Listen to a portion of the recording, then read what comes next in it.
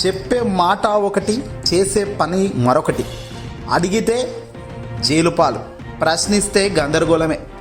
Yes, ఆంధ్రప్రదేశ్లో అధికారంలోకి వచ్చిన కూటమి సర్కార్ చేస్తున్న పనితీరు చూస్తుంటే ప్రజానికంకు అసలు విషయం మెల్లమెల్లగా అర్థమవుతుందా? పెద్ద మిస్టేకే చేశాం, బ్లండర్ మిస్టేకే చేశాం అంటూ ప్రజానికం అంతా ఇప్పటికే అసలు విషయాలు గుర్తించుకుంటున్నారా అంటే ఖచ్చితంగా పరిణామాలు చూస్తుంటే అవును అనే సమాధానం వస్తుంది. ఆంధ్రప్రదేశ్లో మాజీ ముఖ్యమంత్రిగా వైఎస్ జగన్మోహన్ రెడ్డి గారు, వైఎస్ఆర్సీపీ పార్టీ ఉంది. ప్రజల చేత ఓటమి పాలయ్యారా? అధికారంలోకి రావడానికి కూటమి సర్కారు చేసిన స్కెచ్ల్లో ఓటమి చెందారా? అల్టిమేట్గా అధికారంలోకి రాగలిగిన చంద్రబాబు నాయుడు గారు ఎన్నికల హామీలను మొత్తం కూడా పూర్తిగా పక్కన పెట్టేశారు అనే దానికి ఇదిగో ఈ సమయమే ఉదాహరణగా తీసుకోవాలి. అధికారంలోకి వచ్చి 6 నెలలు అవుతున్నప్పటికీ ఇప్పటికీ జగన్ పైనే కూటమి నేతల మాటలు తూటాలు పేలుతున్నాయి. జగన్ వల్లే ఇది జరిగింది, జగన్ వల్లే అది జరిగింది, జగన్ హయాంలో జరిగిన దానివల్లే ఇగో ఇప్పటికీ ఇలాగే ఉంది అంటూ ఇప్పటికీ కూడా 6 నెలలు గడుస్తున్నా ఇప్పటికీ కూడా ఇంకా అదే ట్రాప్ అయిపోయింది. కూటమి సర్కార్ హనీమూన్ టైం చూస్తూ టైం ముగిసింది. తమను ఎలా మోసం చేస్తున్నారు అనేది ప్రజలకు సైతం ఇప్పటికే ఈ పాటికే అర్థమవుతుంది. సూపర్ 6 భవిష్యత్తుకు గ్యారంటీ అన్నారు, మంచి ప్రభుత్వం అన్నారు, చాలా అన్నారు. కానీ అధికారం ఇచ్చి చూడు ఒక నాయకుడిని నిజస్వరూపం తెలుస్తుంది అన్నారు. అబ్రహాం లింకన్ అన్నారు, చాలా పేర్లే చెప్పారు. చంద్రబాబు సైతం ఎప్పుడు ప్రతిపక్షంలో ఉన్నప్పుడు చెప్పే మాట అధికారంలోకి వచ్చాక అసలు పాటించడు. అదే ఆచరణగా ఈసారి కూడా జరుగుతున్న తంతు.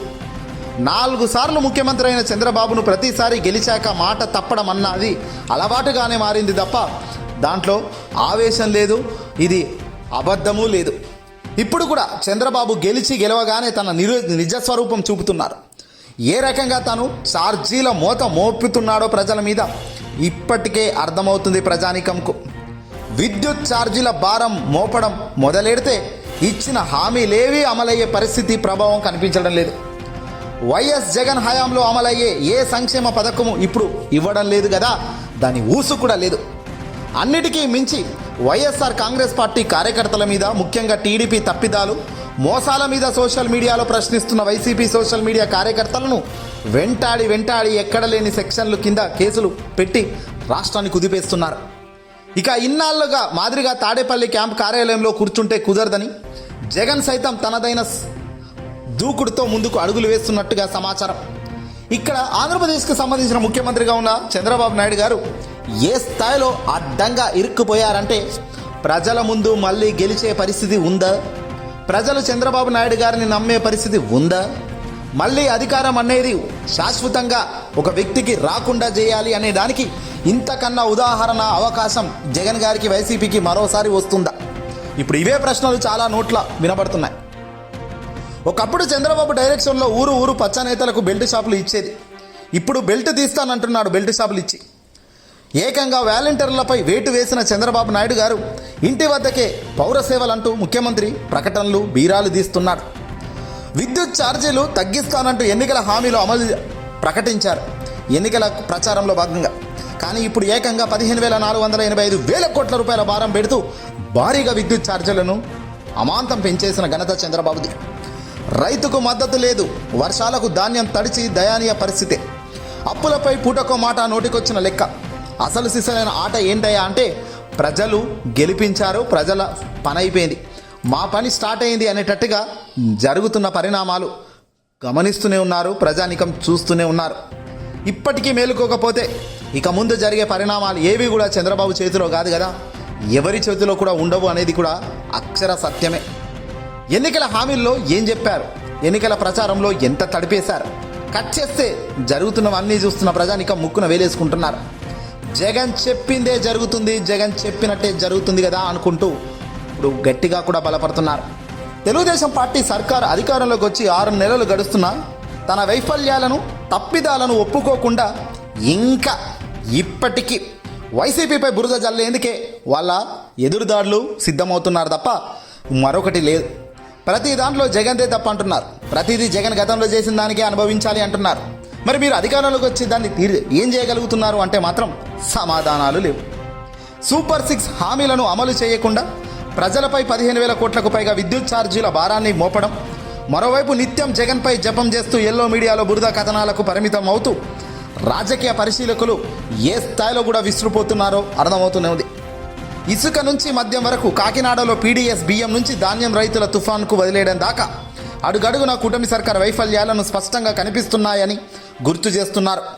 ఇసుకలో లూటీ చేసేది వారే, బెల్ట్ షాపులకు అనుమతి ఇచ్చేది వారే, బియ్యాన్ని ఎగుమతి చేసేది వారే, మళ్ళీ స్మగ్లింగ్ జరుగుతుంది అంటూ హడావిడి చేసి వీడియోలు వైరల్ చేసేది వాళ్ళే. అసలు కాకినాడ పోర్టుకు రేషన్ బియ్యం ఎందుకు వస్తుంది? పీడీఎస్ బియ్యం వస్తుంది అంటే గత 6 నెలలుగా ఈ ప్రభుత్వం ఏం చేస్తున్నట్టు? ఎవరు పంపుతున్నట్లు? కూటమి పార్టీల ప్రజాప్రతినిధులే దోపిడీ చేసి అమ్ముకుంటున్నారు కదా. తన పార్టీకి చెందిన మంత్రి పౌర సరఫరాల శాఖ పర్యవేక్షిస్తుంటే డిప్యూటీ సీఎం వచ్చి హడావిడి చేయడం ఏంటని ప్రశ్నిస్తున్నారు. స్థానిక ఎంపీ కూడా అదే పార్టీకి చెందిన వారని ప్రస్తావిస్తున్నారు. ముఖ్యమంత్రి బియ్యం బకాయిల విడుదలలో కమిషన్ల పర్వం వెలుగులోకి రావడంతో దీని నుంచి ప్రజల దృష్టి మళ్లించడం, మాజీ ఎమ్మెల్యే ద్వారంపూడి చంద్రశేఖర్ రెడ్డి గత సర్కార్పై బురద జల్లడమే లక్ష్యంగా వ్యవహరిస్తూ ముందుకెళ్తున్న తీరు చూస్తుంటే నిజంగా షాక్ కాక తప్పని పరిస్థితి. జగన్మోహన్ రెడ్డి గారు చేసిన అప్పుల వల్ల ఇది అయింది.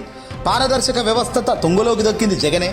ఊరా మద్యం షాపులు లేకుండా చేశావు, ఇప్పుడు మేము ఏ రకంగా వాటిని తెరిపించి ఏ రకంగా తాగిపిస్తామో చూడు అంటూ చేస్తున్న తీరు, విధి విధానాలు అన్నీ కూడా చంద్రబాబు తీరేంటో చెప్పకనే చెప్తున్నాయి. అబద్ధాలకి అడ్డాగా జాగుతున్న కూటమి సర్కార్ అబద్ధాల డ్రామాలు 6 నెలల్లో ఎంత బయటపడుతున్నాయో చూస్తూనే ఉన్నాం. వైసీపీ ప్రభుత్వం రాష్ట్రాన్ని అప్పుల కుప్పగా మార్చిందని, 10 లక్షల కోట్లు, 12 లక్షల కోట్లు, 14 లక్షల కోట్లు అప్పు చేసిందని ఎన్నికలకు ముందు చంద్రబాబు కూటమి నేతలు ఎల్లో మీడియా ప్రచారం జోరుగా చేసింది. ఎన్నికల్లో సూపర్ 6తో పాటు 100 హామీలను ప్రజలకు చంద్రబాబు ఇవ్వడం జరిగింది. అధికారంలోకి వచ్చాక సూపర్ 6తో పాటు సహా ఆ ఎన్నికల హామీల అమలుపై దృష్టి పెట్టడమే కాదు కదా, పూర్తిగా డ్రామాను క్లోజ్ చేశారు. అసెంబ్లీలో ప్రవేశపెట్టిన 2024-25 బడ్జెట్ సాక్షిగా రాష్ట్ర అప్పు 6,46,000 కోట్లు మాత్రమేనంటూ కూటమి కొట్టిపారేసింది. మరి 6,46,000 కోట్లు అంటున్న మీరు 14 లక్షల కోట్లు అప్పులు అని చెప్పింది తప్పా కాదా అన్నది సమాధానం చెప్పాలి కదా. అయినా సరే రాష్ట్రం అప్పు 10 లక్షల కోట్ల కంటే ఎక్కువ ఉందంటూ ముఖ్యమంత్రి చంద్రబాబు పచ్చి అబద్ధాలను వల్లేస్తున్నారు. ఆర్థిక పరిస్థితి సంక్లిష్టంగా ఉండటం వల్లే హామీలను అమలు చేయలేకపోతున్నానని సమర్థించుకుంటూ చంద్రబాబు శతవిధాలుగా యుద్ధం చేస్తున్నాడు. మరి ఏ హామీ ఎందుకు ఇస్తున్నాము, ఎంత ఖర్చు అవుతుందో అన్న సోయి బాధ్యత లేకుండానే హామీలు ఇచ్చుకుంటూ పోయి ఇప్పుడు ఇలా తీరిగ్గా చెప్తున్నారా? ఇది మోసం కాదా? ఇంతకన్నా బ్లండర్ మరొకటి ఉంటుందా? ప్రతి అడుగులో పవన్ కళ్యాణ్ ఇటీవల హోమ్ మినిస్టర్ అనిత గారిని విమర్శించారు.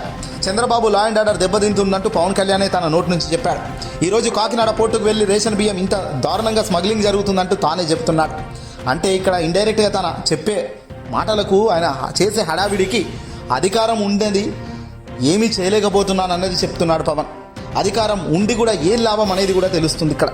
జగన్ హయాంలో ఇలాంటివి ఎప్పుడైనా దొరికాయా? జగన్ హయాంలో ఇలాంటివి ఏమైనా జరిగాయా? పోనీ 2,74,000 కోట్ల సంక్షేమ పథకాలకు నిధులు నేరుగా బటన్ నొక్కి విడుదల చేసిన కార్యక్రమంలో భాగంగా ఎక్కడైనా అవినీతి బట్టబయలైందా? అసలు అవినీతి అనేది చోటు ఉండే పరిస్థితులు ప్రభావం జగన్ తీసుకొచ్చాడా అంటే ఖచ్చితంగా ఆ ఆప్షన్ జగన్ తీసుకురాలేదు. కాబట్టి ఎక్కడ ఏంది కాని పరిస్థితి. ఈరోజు డీబీటీ అనేది లేదు, డైరెక్ట్ బెనిఫిట్ ట్రాన్స్ఫర్ అనేది అసలు ఏ కోసాన కనిపించడం లేదు, నేరుగా ఇంటికి డబ్బులు పోలే పద్ధతి లేదు. ఆ సంక్షేమ పథకం ఒక్కటంటే ఒక్కటి కూడా ఒక మీటింగ్ పెట్టి సంక్షేమ పథకం ఇంత స్థాయిలో విడుదల చేస్తున్నాం అన్నది కూడా లేదు. సూపర్ 6 ఇచ్చిన హామీలు గంగలోకి తొక్కి ప్రజలను పూర్తిగా ఓట్లు వేసేదానికే వినియోగించుకొని ఆ తర్వాత మీతో మాకు పని లేదు అనేటట్టుగా తీరును చంద్రబాబు నాయుడు, పవన్ కళ్యాణ్ చూపిస్తున్న తీరుకు యావత్ రాష్ట్రం నిజంగా పెద్దగా కళ్ళు తెరిచి చూడాల్సిన పరిస్థితి, చూస్తున్న పరిస్థితి. మళ్ళీ అవకాశం అనేది ఖచ్చితంగా వస్తుంది. వచ్చినప్పుడు చెబుతాము, మీ తాట తీస్తామంటున్నారు ప్రజానికమంతా.